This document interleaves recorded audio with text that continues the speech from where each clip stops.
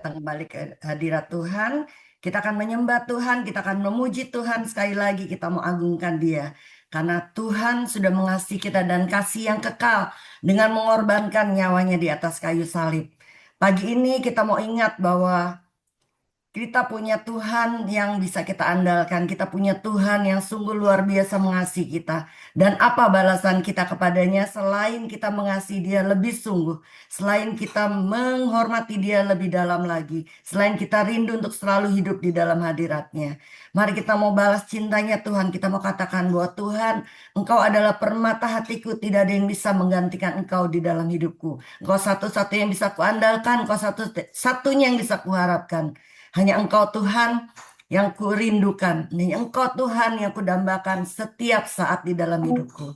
Mari kita katakan, Yesus Engkaulah permata hatiku. Dengan segenap hati dan jiwaku, ku datang padamu dalam kerinduan.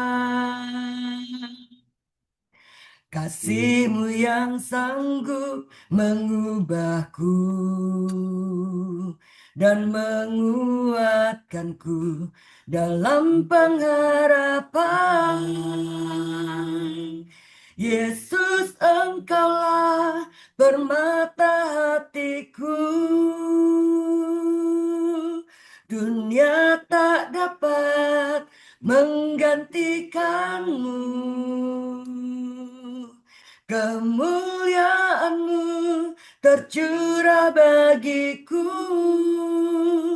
menjadikanku indah dan semakin indah bagimu. Dengan segenap hati dan jiwaku, ku datang padamu dalam kerinduan. Kasih-Mu yang sanggup mengubahku dan menguatkanku dalam pengharapan.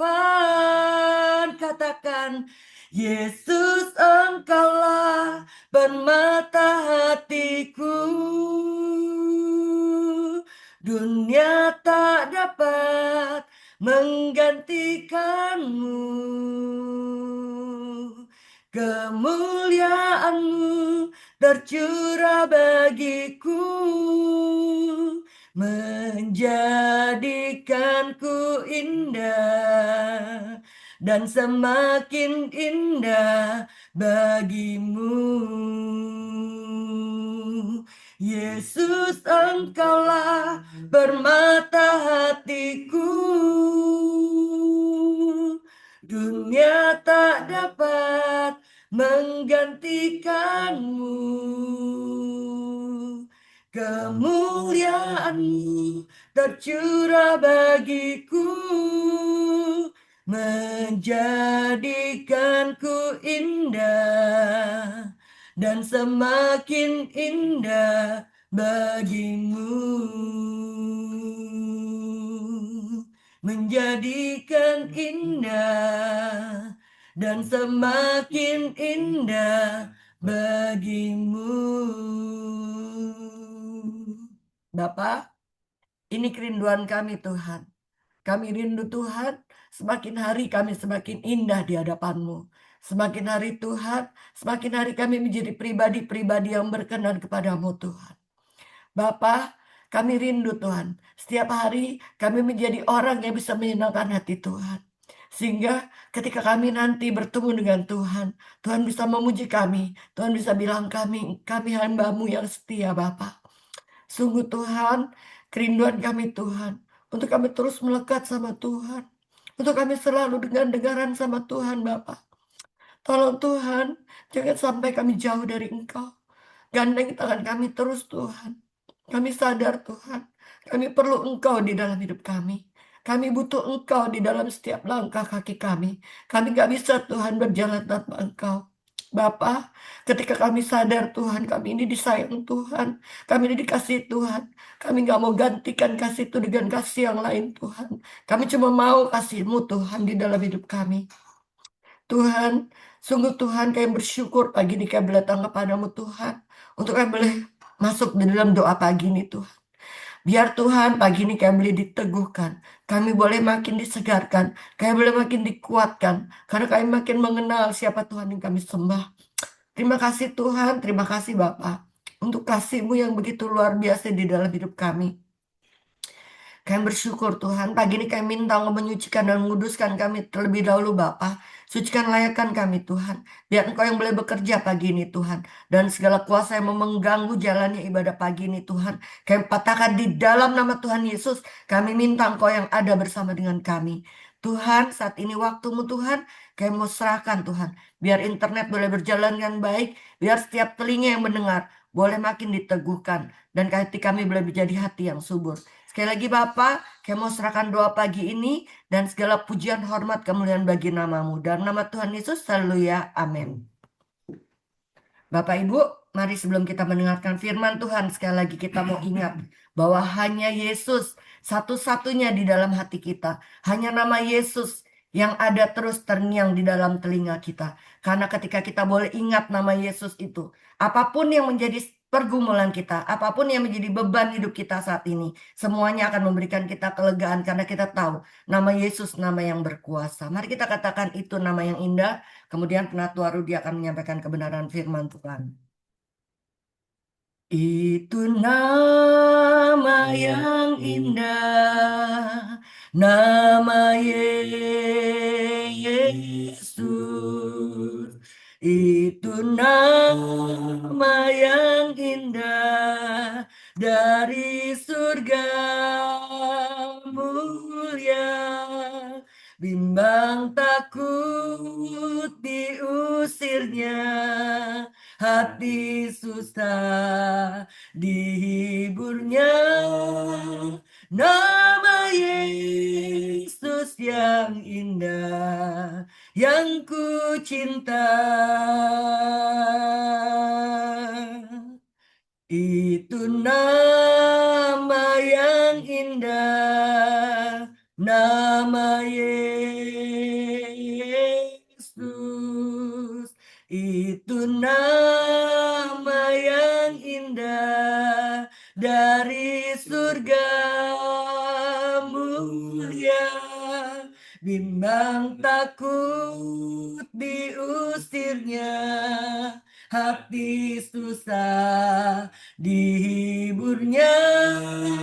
Nama Yesus yang indah, yang ku cinta. Katakan dengan iman.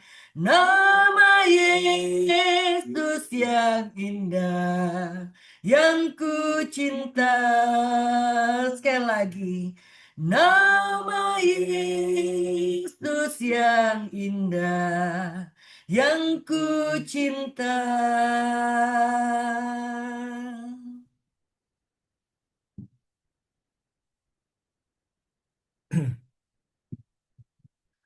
Mari kita berdoa.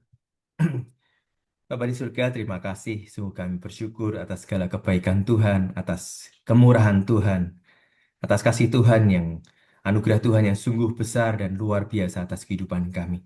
Sehingga kami beroleh keselamatan kami yang tidak layak ini Tuhan. Kami yang sungguh-sungguh sebagai manusia yang penuh dengan dosa. Namun kami dapat mendapatkan sesuatu pemberian cuma-cuma dengan keselamatan yang Tuhan berikan.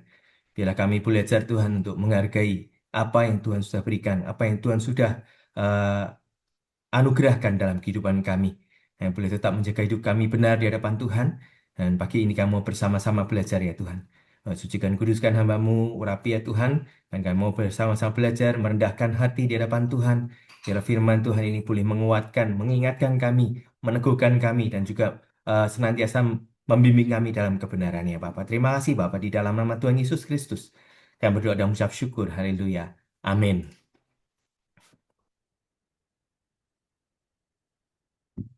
Selamat pagi, selamat pagi Bapak Ibu semua yang dikasihi Tuhan. Hari Minggu lalu kita kedatangan hamba Tuhan dari Tayu ya, Bapak Pendeta Parmenas Bianto.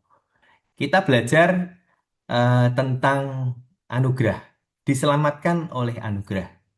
Diselamatkan oleh anugerah. Kita eh, disampaikan bahwa kita ini dapat keselamatan, penebusan dosa ini karena anugerah, semata-mata karena anugerah. Karena sebetulnya tidak layak, kita tidak layak untuk menerima berkat itu. Kita tidak menerima keselamatan itu. Seharusnya bukan Tuhan Yesus yang disalib, tetapi kita disalib karena dosa-dosa kita. Tapi karena anugerah yang luar biasa, anugerah yang besar itu, kita bebas dari eh, dosa-dosa kita, kita dihapuskan dosa-dosa kita dan Tuhan yang menggantikan kita. Tuhan Yesus menggantikan kita di atas kayu salib. Itu adalah anugerah yang tidak terkirakan. Sampai saat ini tidak ada anugerah yang lebih besar daripada keselamatan, daripada pengorbanan Yesus Kristus bagi kita semua. Lalu bagaimana setelah kita mendengarkan firman Tuhan itu? Bagaimana respon kita setelah itu? Kita diingatkan kembali bahwa kita beroleh anugerah keselamatan, bahwa kita diselamatkan karena anugerah. Apakah kita sudah meresponi anugerah itu dengan baik? Apakah kita sudah meresponi anugerah itu dengan benar? Apakah kita masih hidup seenaknya, menganggap anugerah itu, apa keselamatan itu memang, itu ya Tuhan sudah kasih, ya sudah kita terima saja. Yang penting kita tetap hidup sebagaimana kita seharusnya, kita tetap bisa bersenang-senang, kita tetap bisa menjalani kehidupan kita, bahkan mungkin kita menganggap rendah anugerah itu gitu ya. Pemberian eh, kita tetap hidup di dalam dosa, kita hidup, pokoknya kan aku tidak berdosa lagi. Pokoknya kan aku tidak berbuat jahat, tidak mencuri, tidak membunuh orang, tidak menyakiti orang.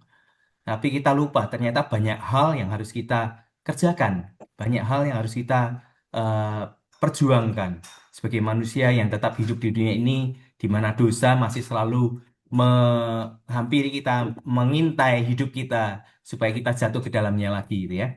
Kita seringkali menganggap rendah anugerah Tuhan ini dengan ya tetap memelihara apa kepahitan, tetap memelihara kesombongan, tetap memelihara eh, sakit hati, tidak mengampuni hal-hal yang sebetulnya Tuhan minta di dalam kehidupan kita. Kita anggap ya sudahlah, yang penting hidupku tidak menyusahkan orang lain, gitu ya. Yang penting hidupku tidak berdosa. Ternyata tuntutan yang Tuhan minta di dalam hidup kita sebagai orang-orang percaya itu tidak sekedar itu. Kita diharapkan untuk menjadi manusia-manusia yang lebih baik setiap waktu, manusia-manusia yang lebih bertanggung jawab setiap waktu. Demikian juga banyak gereja sekarang ini sibuk, gitu ya.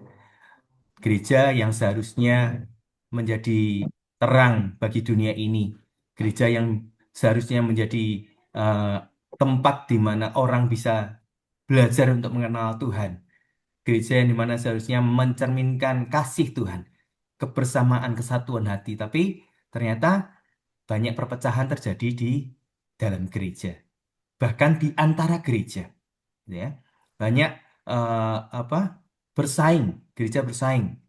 Jadi eh, mungkin kita harus belajar juga kelihatan pergerakan kekristenan saat ini sangat masif ya, sangat cukup banyak, cukup besar. Tapi kita harus belajar juga apakah ini benar-benar orang-orang baru yang Tuhan selamatkan, petobat-petobat baru, ataukah kita hanya eh, comot domba sana sini gitu ya, untuk jemaat domba untuk gereja kita gitu ya. Jadi kita harus belajar, gereja pun harus belajar. Kita lupa bahwa kita ini, hidup kita ini hanya sementara di dunia ini. Bahwa kita akan menghadapi apa yang namanya kekekalan. Bahwa kita semua akan dipanggil pulang kepada Tuhan, menghadap Tuhan gitu ya. Dan di sana ada penghakiman. Kita tidak bisa ngomong, oh pokoknya aku hidup benar, yakin masuk surga, hidup benar. Tapi ada hal-hal yang kita simpan di dalam hati kita. Buah-buah, bukan buah roh, tapi hal-hal yang buruk yang terjadi, yang kita simpan di dalam hati kita justru menghambat kita untuk menjadi orang-orang yang berkenan di hadapan Tuhan. Jadi eh, kita hari ini mau belajar bagaimana seharusnya kita hidup sebagai orang percaya.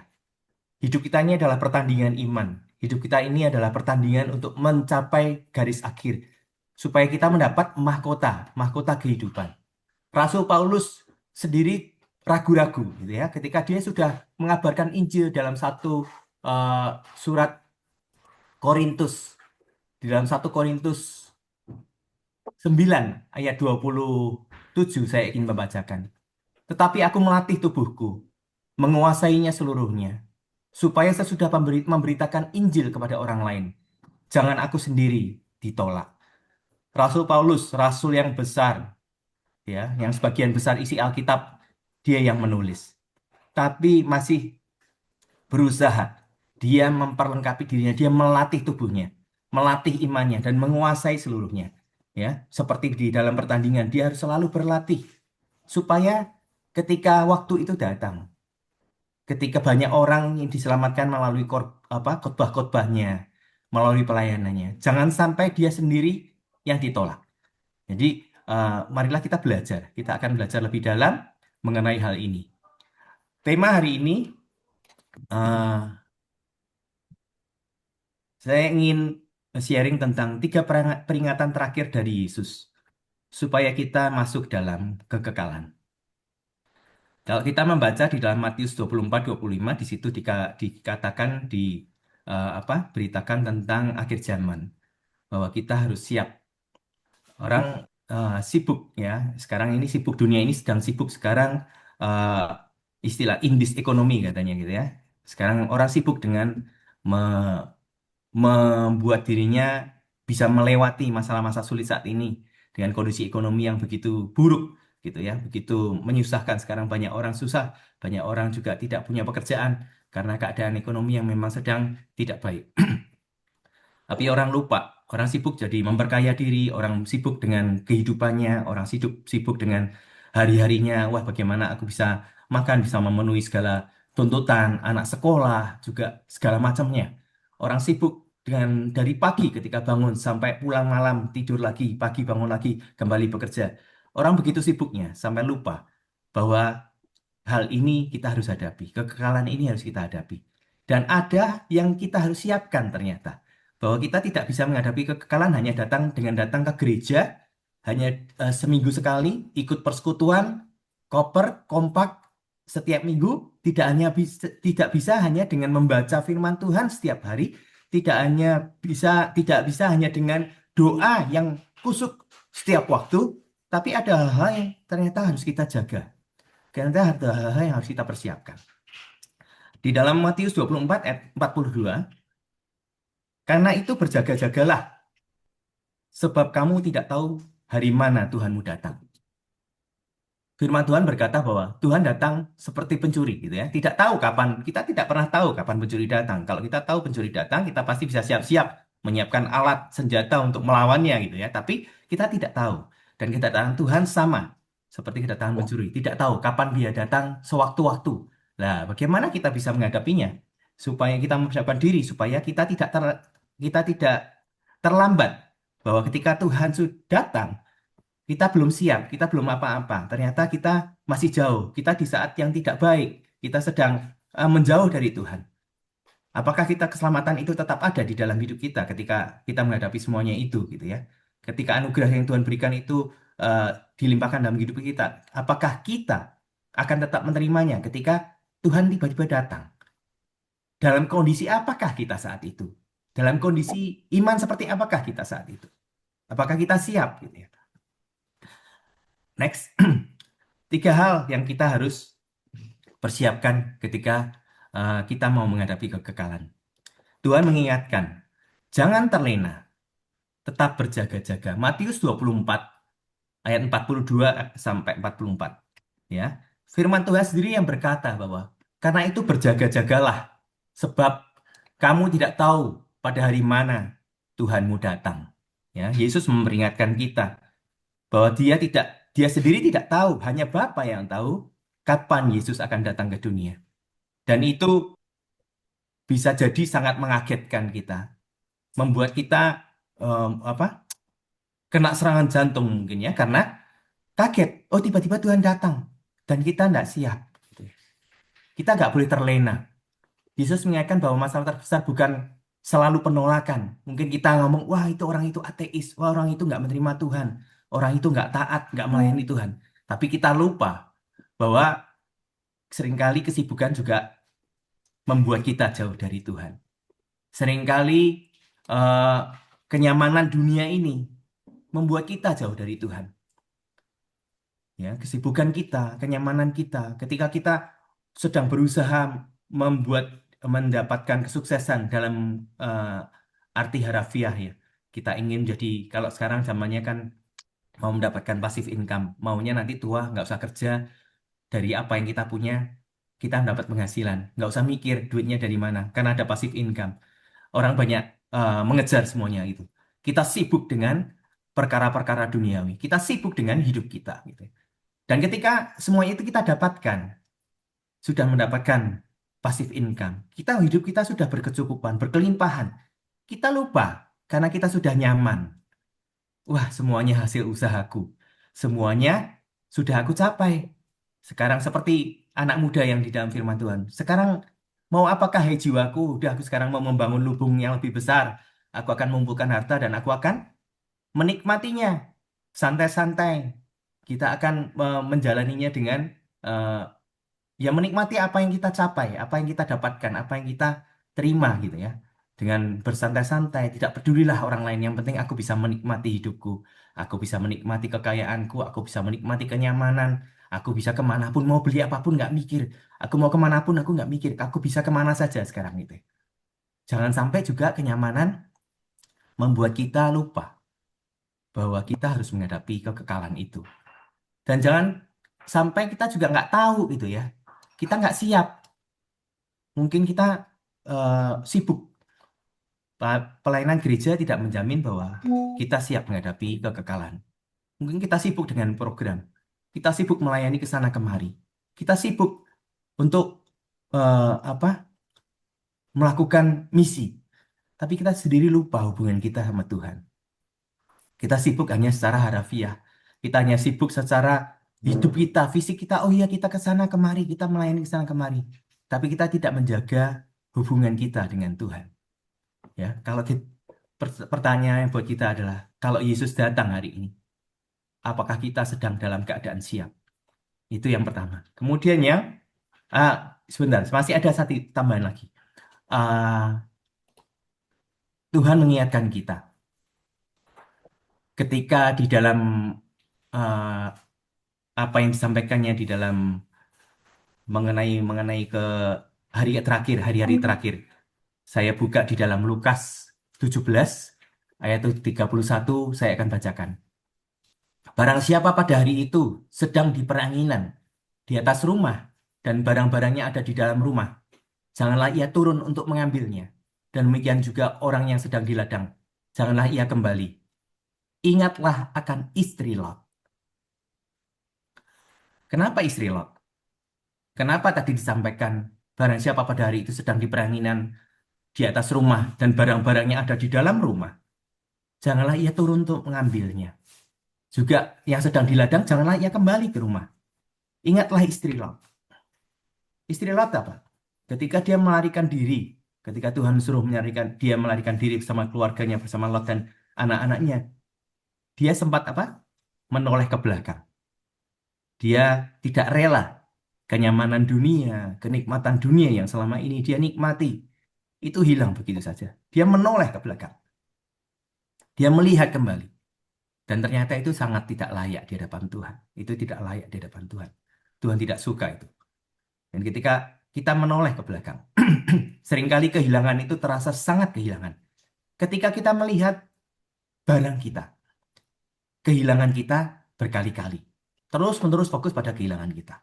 Misalkan kita punya satu kendaraan, mobil yang baru saja kita dapatkan, kita beli dengan susah payah. Tidak lama ditabrak. Dan kita tentunya kita kecewa, kita sedih, kita menyesal ya. Kenapa sampai tertabrak? Kalau kita perhatikan luka mobil itu terus-menerus, pasti akan penyesalan itu akan terus ada di dalam hidup kita, di dalam hati kita. Wah sayang ya, kenapa kok tadi begini? Kenapa kok aku ceroboh? Kenapa anakku yang bawa ini segala macam dengan segala macam alasan? Tapi ketika kita melupakan itu, kita tidak melihat itu. kita tidak melihat kerusakan ataupun penyoknya mobil itu, kita akan bisa melupakannya. Makanya kita tidak boleh menoleh ke belakang. Kita tidak boleh melihat apa yang pernah kita alami. Masa malu yang mungkin lebih menyenangkan ketika belum ikut Tuhan. Wah, kok rasanya belum ikut Tuhan, kok rasanya lebih menyenangkan. Kok rasanya lebih enak ya, semuanya tersedia, semuanya kita cari gampang. Tapi setelah ikut Tuhan, ternyata gak gampang ya. Siapa yang ngomong ikut Tuhan itu gampang? Ada istilah ngeri-ngeri sedep. Ya memang benar, ikut Tuhan itu ngeri-ngeri sedep. Karena kita nggak pernah tahu apa yang kita alami. Kita nggak pernah tahu apa yang ada di depan kita. Kita hanya boleh pasrah, kita hanya boleh berserah dan berharap pada Tuhan sebagai Tuhan dan Selamat kita. Dan kita harus percaya, karena Tuhan yang pegang hidup kita. Next. Nah, tadi yang pertama, jangan terlena, tetap berjaga-jaga. Yang kedua, jangan kehabisan minyak. Kita harus pelihara iman dan hubungan dengan Tuhan. Matius 23 ayat 1-13 perumpamaan tentang 10 gadis. Saya yakin bahwa semua kita sudah mendengar cerita ini, mendengarkan kisah di dalam Alkitab ini sudah apa yang Tuhan ceritakan, apa perumpamaan yang Tuhan sampaikan ini sudah berkali-kali ya. Sering kita mendengarnya tentang 5 gadis yang bodoh yang tidak menyediakan minyaknya ketika mempelai itu datang. Ya, Matius, 5 gadis di sana membawa persediaan minyak. Dan 5 gadis bodoh yang pelitanya saat itu menyala, tetapi tidak membawa persediaan minyak. Jadi ketika mempelai itu datang terlambat, ternyata minyaknya habis dan mereka pelitanya mati. Minyak menggambarkan kehidupan yang harus terus dipelihara dalam kesiapan, dalam kewaspadaan. Bukan iman yang hanya mengandalkan pengalaman masa lalu. Minyak melambangkan bahwa kita ini siap sedia. Kapanpun Tuhan mau datang, kapanpun kita mau pergi. Ketika kita pergi ke luar kota, kita tentunya menjaga bahan bakar mobil kita. Nggak, nggak mungkin kan kita nggak melihat jarum apa, pe, penunjuk kapasitas atau kondisi bensin. Kita melaju aja sambil tutup mata, ditutup di lakban itu speedometernya, kita nggak mungkin. Kita tahu bahwa pada suatu saat itu akan habis. Dan sebelum habis, tentunya kita akan mengisinya. Kita akan memenuhinya lagi untuk melanjutkan perjalanan atau untuk menempuh jarak yang lebih jauh. Demikian juga dengan minyak dalam kehidupan kita. Kita sebagai orang-orang percaya, kita harus menjaga minyak kita. Seperti 5 gadis bijaksana ini, kita harus punya persediaan minyak. Persediaan minyak ini apa sih yang harus kita lakukan? Kita harus tetap dekat sama Tuhan. Kita tetap menjaga hubungan kita dengan Tuhan. Dan jangan lupa bahwa persekutuan pribadi dengan Tuhan bukan hanya membaca Alkitab, kemudian selesai, bukan hanya berdoa, tapi kita harus punya komunikasi pribadi dengan Tuhan. Hubungan yang baik dengan Tuhan, yang mengingatkan bahwa kita ini butuh Tuhan. Nggak ada yang lain yang kita butuhkan. Karena ujung-ujung dari semua kehidupan kita ini hanya Tuhan Yesus gitu ya. Ketika kita selesaikan tugas kita selesaikan hidup kita masuk di dalam kekekalan. Ya ujung-ujungnya Tuhan Yesus, ya itu yang kita capai selama ini. Apa yang kita capai di dunia ini, semua yang harta benda yang kita peroleh, semua yang kita tinggalkan. Kita kembali kepada Tuhan. Jadi, marilah kita jaga, ya. Jangan merasa bahwa kedekatan kita dengan, wah dulu saya melayani loh. Dari jam 7 pagi sampai jam 10 malam setiap hari. Itu masa lalu. Sekarang kita tetap harus lakukan. Kita tetap harus melakukan dan kita harus tetap menjaga hubungan kita dengan Tuhan. Masa tua ataupun masa pensiun kita, itu bukan berarti masa pensiun pelayanan kita. Bukan berarti masa pensiun hubungan kita dengan Tuhan. Justru saat itulah kita punya waktu yang lebih banyak untuk berhubungan dengan Tuhan, kita berkomunikasi dengan Tuhan, diperlengkapi untuk sesuatu yang lebih baik. Jadi tidak ada waktunya, tidak ada masanya bahwa oh pensiun pelayanan, oh pensiun untuk eh, apa berdoa, pensiun untuk membaca firman, nggak ada. Semuanya itu harus kita tetap lakukan sampai akhir ketika Tuhan memanggil kita pulang.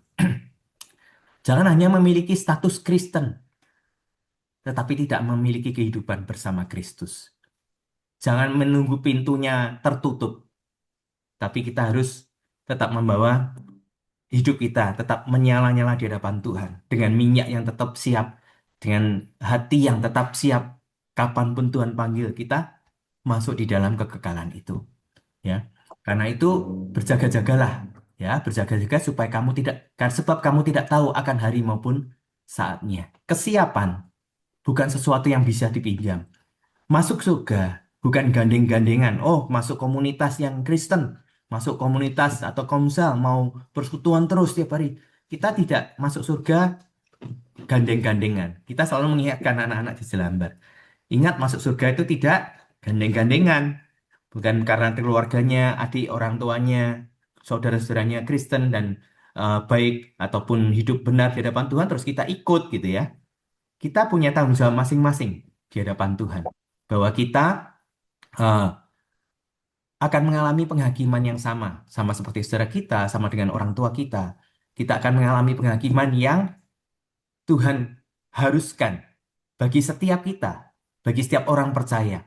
Jadi ingatlah bahwa eh, penghakiman itu akan kita alami siapapun kita. Tidak peduli siapa kita. Bahkan sesaleh apapun kita, Tuhan akan tetap menghakimi kita. Apakah kita sudah berbuat baik? Apakah kita sudah tetap menjaga hubungan kita dengan Tuhan? Apakah kita sudah waspada dan tetap menjaga hidup kita benar di hadapan Tuhan setiap waktu? Marilah kita belajar lebih taat dan tetap memelihara iman dan hubungan dengan Tuhan setiap waktu. Nomor tiga, jangan menyanyiakan talenta, setia sampai akhir. Talenta, orang seringkali berkata, mungkin beranggapan bahwa talenta ini ya sesuatu yang Tuhan percayakan, kelebihan, kemampuan-kemampuan kita. Kita juga mungkin menganggap bahwa wah enak ya dia punya banyak talenta. Tetapi apa yang tuh firman Tuhan katakan, orang yang punya 5 talenta tidak mungkin dia mengembangkan 1 talenta dan empat talentanya disimpan.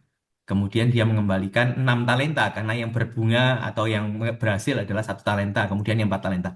Tapi dia mengusahakan yang 5 talenta. Yang 2 talenta mengusahakannya 2 talenta, tidak mengusahakan 1 talenta yang 1 talenta disimpan. Tapi dia mengusahakan 2 talenta. Artinya apa? Bahwa talenta yang Tuhan berikan itu semakin banyak talenta, semakin banyak tanggung jawab yang Tuhan tuntut dari hidup kita. Jangan merasa bahwa wah enak ya dia punya 5 talenta, dia punya banyak kelebihan. Jangan salah bahwa apa yang Tuhan sudah kasih itu Tuhan akan minta pertanggungjawabannya di akhir.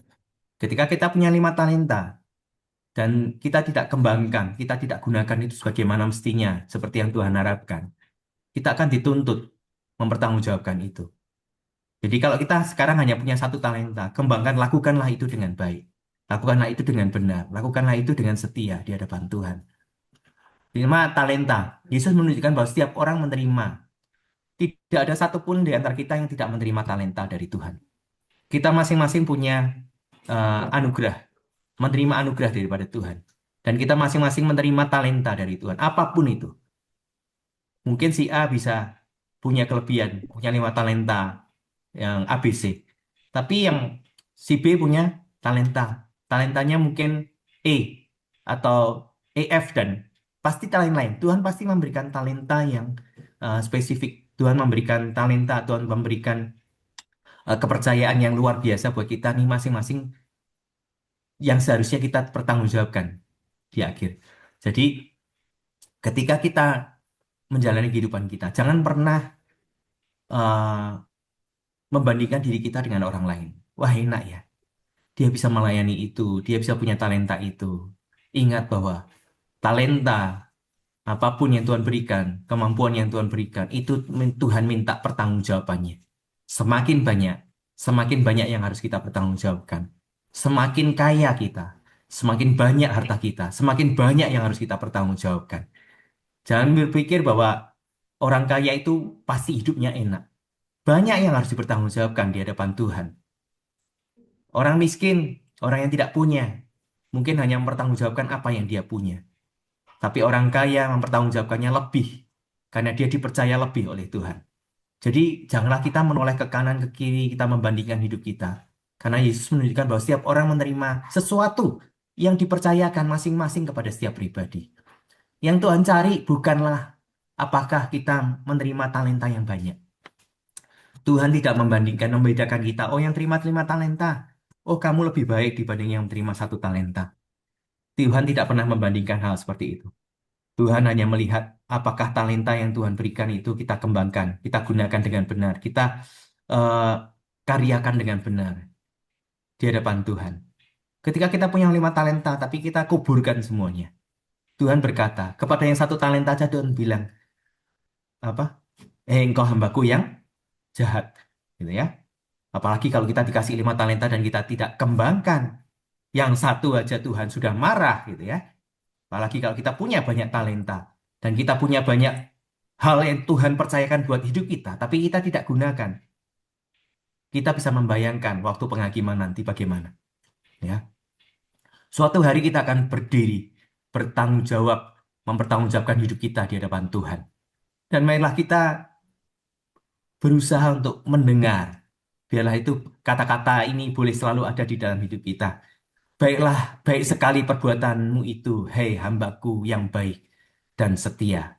Jadi, Bapak Ibu saudara sekalian yang dikasihi Tuhan, hidup kita ini sama. Hidup kita ini tidak ada yang lebih baik satu dibanding yang lain. Di hadapan Tuhan kita sama. Kita akan menghadapi kekekalan penghakiman yang sama. Apapun jabatan kita, apapun profesi kita, bagaimanapun keadaan kita, kita kaya ataupun kita miskin, kita akan menghadapi penghakiman yang sama. Kita akan menghadapi penghakiman itu sebelum kita masuk dalam kekekalan. Jadi apapun yang Tuhan sudah percayakan dalam hidup kita, mari kita jaga, mari kita pelihara dengan baik, kita kembangkan dengan benar. Kita jangan terlena. Hidup dunia ini sekarang ini, waktu ini begitu, tawaran dunia ini begitu banyak. Keinginan hati sebagai manusia yang hidup dalam dosa. Kita susah untuk lepas dari belenggu dunia ini. Kedagingan itu pasti akan selalu meronta-ronta di tengah kerohanian kita. Wah, kok sana lebih baik ya? Oh, itu punya ini, punya itu. Oh, hidupnya lebih enak. Itu pasti ada di dalam hidup kita. Nggak mungkin kita, di antara kita yang bisa lepas dari semuanya itu. Karena kita masih hidup di dalam dunia. Tapi bagaimana kita bisa menjaga itu, menjaga hati kita supaya roh itu, jiwa kita lebih memilih roh daripada memilih daging. Jiwa kita lebih memilih Tuhan daripada memilih dunia ini. Itu harus dilatih. Kalau kita nggak dekat-dekat sama Tuhan selalu, lama-lama kita akan lupa. Kita akan mengabaikan anugerah yang sangat besar itu dalam hidup kita. Jadi, kita sudah mendengar 3 hal tadi. Next, suatu hari kita akan berdiri di hadapan Tuhan dan mempertanggungjawabkan kehidupan kita. Ya, next. Jadi kita diingatkan lagi bahwa ada 3 hal utama. Seharusnya mungkin banyak hal-hal lain yang uh, poin-poin yang lain. Tapi yang kita harus persiapkan sebelum kita memasuki atau dipanggil masuk ke dalam kekekalan. Yang pertama berjaga-jaga. Jangan pernah terlena dengan hidup kita. Jangan pernah mengabaikan Tuhan. Seperti perasul Paulus, kita tetap harus melatih diri kita. Melatih diri kita supaya kita tidak jatuh dalam berbagai macam hal. Supaya ketika banyak orang yang sudah kita beritakan kabar selamat, kita tidak menjadi orang yang tertinggal.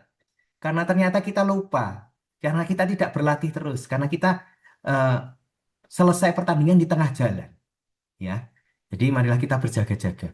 Kemudian pelihara minyak. Jangan sampai kehilangan hubungan dengan Tuhan. Kita harus siapkan minyak kita.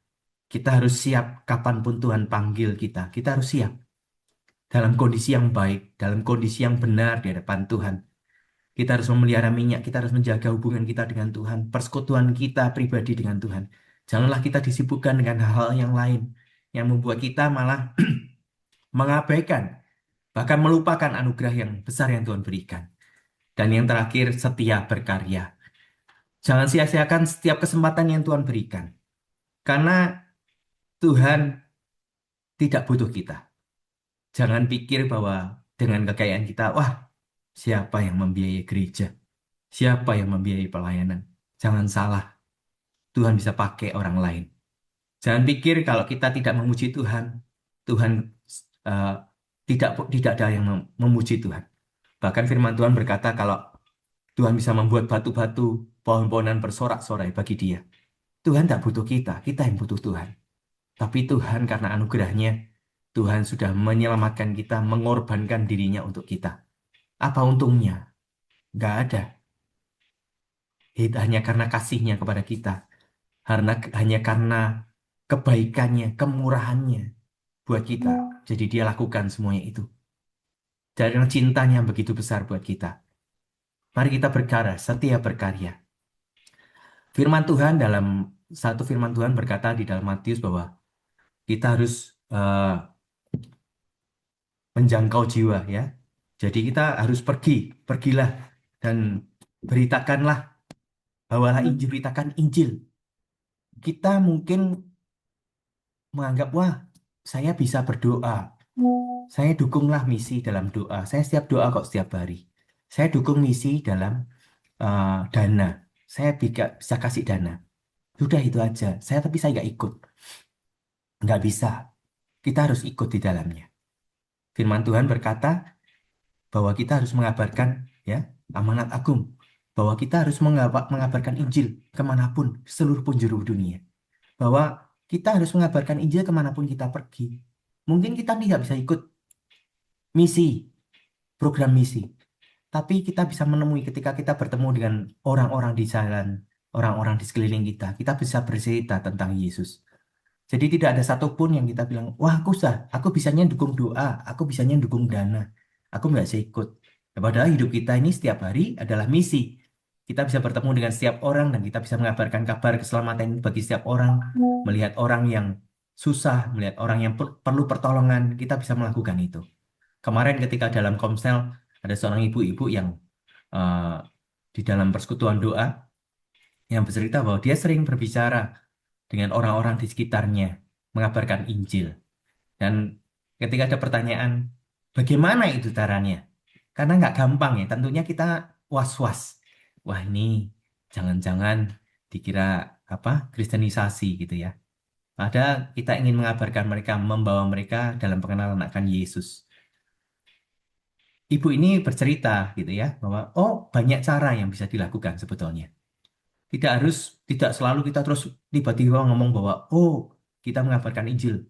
Tuhan Yesus itu sudah sama. Kita tidak bisa ngomong begitu langsung secara spontan. Tapi kita bisa mulai dengan cara eh, bercerita ataupun menanya kabar tentang kondisi saat ini, hal-hal yang sedang kita alami gitu ya, hal-hal keseharian kita gitu ya.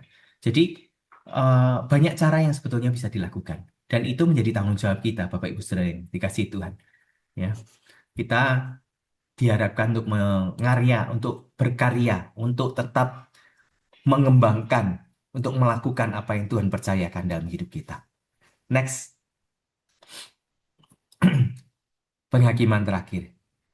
Mari kita akan memasuki masa-masa penghakiman terakhir di waktu-waktu yang saat ini kita nggak tahu kapan, tapi kita pasti akan mengalaminya. Yang tidak siap akan masuk ke dalam hukuman kekal. Yang siap akan masuk ke dalam hidup kekal bersama dengan Tuhan.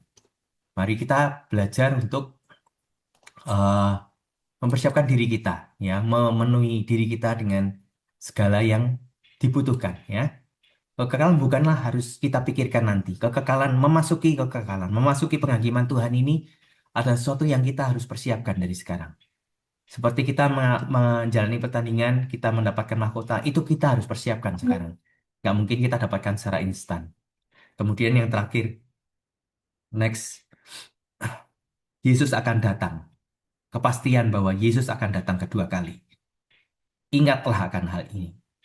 Bahwa eh, kedatangan Yesus pasti akan terjadi. Kedatangan Yesus yang kedua kali pasti akan terjadi. Mari kita akan persiapkan diri kita akan jaga hidup kita di hadapan Tuhan. Kita berjaga-jaga dalam iman, hidup dalam kekudusan, dan setia sampai akhir dengan apa yang Tuhan percayakan dalam hidup kita. Mari kita berdoa. Bapa di surga, terima kasih untuk semua kebaikan Tuhan dalam hidup kami. Hamba-Mu gemetar ya Tuhan, karena ini juga Kami alami, setiap kami Tuhan. Kami harus menghadapi kekekalan suatu saat nanti. Kami akan menghadapi penghakiman Tuhan yang pasti akan kami hadapi. Sekarang Tuhan tolong kami, ajar kami. Sebagaimana Engkau sudah mengingatkan kami Tuhan. Untuk kami tidak terlena. Untuk kami boleh tetap menjaga minyak kami selalu penuh, selalu ada. Dan juga kami boleh tetap setia di dalam setiap perkara, dalam setiap pelayanan, dalam setiap hal yang Tuhan percayakan dalam hidup kami. Dalam kehidupan kami hari lepas hari. Dalam kehidupan kami bergereja, pelayanan Tuhan. Bila kami boleh mengembangkan, kami boleh berkarya untuk setiap kepercayaan yang Tuhan berikan buat kami. Kami tidak menyimpannya untuk diri kami sendiri. Kami tidak menyimpannya dan bahkan menguburnya, Tuhan. Kami boleh menggunakannya dengan baik. Menjadi berkat bagi banyak orang. Sehingga ketika kami tiba di penghakiman itu, Tuhan akan berkata, baik sekali hamba-Ku yang baik dan setia. Tuhan, terima kasih. Biarlah kami boleh belajar sama-sama belajar, Tuhan. Kami boleh dikuatkan, diteguhkan. Terima kasih karena Engkau mengingatkan kami. Terima kasih karena kesabaran-Mu atas hidup kami, Tuhan. Dan kami bersyukur, menyerahkan hidup kami di hari-hari selanjutnya. Biarlah hati kami tetap berpaut pada Tuhan.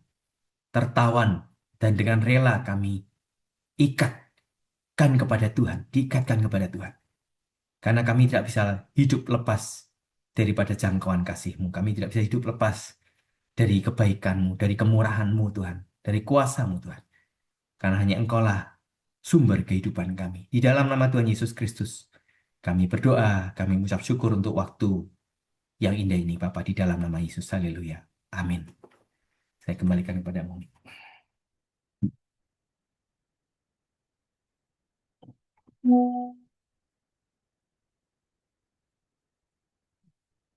Ya, 1 Timotius 6 ayat 12. Bertandinglah dalam pertandingan iman yang benar dan rebutlah hidup yang kekal. Untuk itulah engkau telah dipanggil dan telah engkau ikrarkan ikrar yang benar di depan banyak saksi. Mari kita bertanding dengan benar, berlomba-lomba, berlari sampai finish strong nanti ketika Tuhan datang. Kita boleh menjadi orang yang tidak ketinggalan, tapi kita boleh bersama-sama dengan orang-orang diangkat ke surga bersama dengan Tuhan. Firman Tuhan pagi ini mengingatkan kita untuk kita selalu menjadi orang yang siap sedia bertanding dalam perlombaan iman yang terus berjalan dengan cepat. Kalau kita lihat di Google bahwa banyak sekarang ini banyak yang bilang waktu berjalan dengan cepat gitu ya. Itu karena memang bumi berputarnya lebih cepat gitu. Jadi ada satu hamba Tuhan, pendeta yang dia kerja di NASA, dia itu juga bilang gitu ya, bahwa ternyata ada di NASA itu ada satu kotak yang nyimpan jam khusus dan itu ternyata jamnya itu memang jalannya itu kalau kita kan jamnya kita itu 24 jam kan. Kalau jam yang di NASA itu yang disimpan di dalam kotak itu ternyata jamnya itu nggak berjalan 24 jam. Jadi lebih cepat dari yang kenyataannya gitu. Jadi kalau kita sekarang merasa kok waktunya nih cepat banget gitu ya. Kayaknya baru baru aja kemarin doa pagi. Sekarang udah doa pagi. Baru kemarin minggu udah ketemu minggu lagi. Karena memang jamnya itu buminya ini berputarnya udah cepat bukan 24 jam gitu ya. Jadi karena perubahan iklim dan segala macam itu menyebabkan perubahan geraknya gitu. Jadi pendeta itu saya lupa namanya gitu ya, tapi dia menjelaskan tentang itu karena dia memang kerja di NASA di bagian penelitian itu gitu. Jadi mari kita diingatkan pagi ini untuk selalu berjaga-jaga, kita mau selalu siap sedia ketika nanti Tuhan datang, kita bukan jadi orang yang ketinggalan, tapi kita menjadi orang yang diangkat bersama-sama ke surga nanti. Mari kita mau akhiri doa pagi kita hari ini, kita mau akhiri dengan doa-doa syafaat kita yang sudah dibagikan oleh Ibu Rita kemarin. Setiap yang sudah terbagi bisa mengikuti doa yang sudah dibagi, yang belum bisa mengambil salah satu pokok doa yang dirindukan oleh Bapak Ibu yang belum punya, namanya belum tercantum.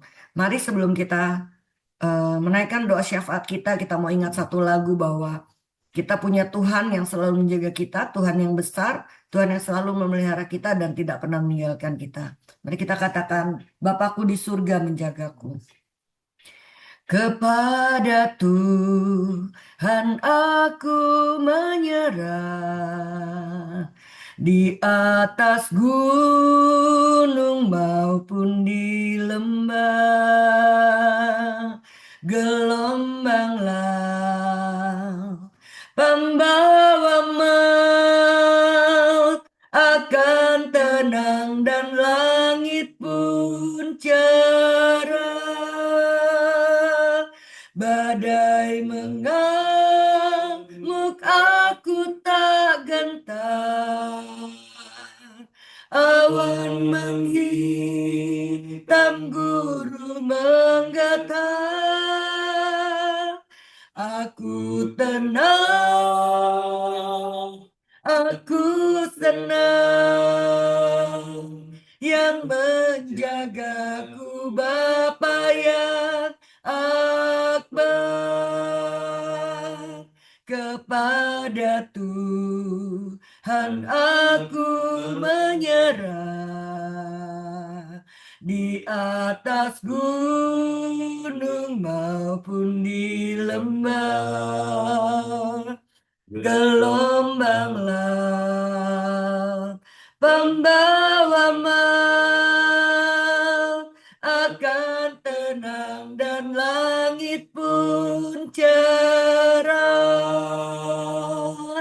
Badai mengamuk aku tak gentar, awan menghitam guru menggelegar. Aku tenang, aku senang, yang menjagaku Bapa yang akbar. Aku tenang, aku senang, yang menjagaku Bapa yang akbar. Mari kita berdoa. Kami juga menyerahkan setiap kami, seluruh jemaat GKMI Pengharapan, dimanapun kami berada. Kami rindu Tuhan yang senantiasa menyertai dan melindungi kami. Seperti firman Tuhan hari ini pun, kami boleh terus senantiasa berjaga-jaga dan setia taat kepada Tuhan di dalam kehidupan kami. Kiranya Tuhan yang menyertai, melindungi setiap kami, dan bahkan satu hari ini, seluruh hari ini, Tuhan yang boleh pimpin sertai setiap kami, sehingga hidup kami pun boleh menyenangkan hati Tuhan, dan nama Tuhan pun boleh dipermuliakan melalui kehidupan setiap kami. Terima kasih ya Tuhan, hanya di dalam nama Tuhan Yesus kami sudah berdoa dan mengucap syukur. Kita pujikan Bapa, terima kasih.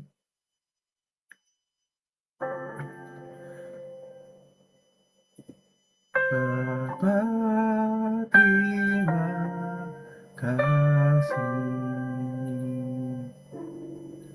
Bapa, terima kasih. Bapa di dalam surga, ku berterima kasih. Amin.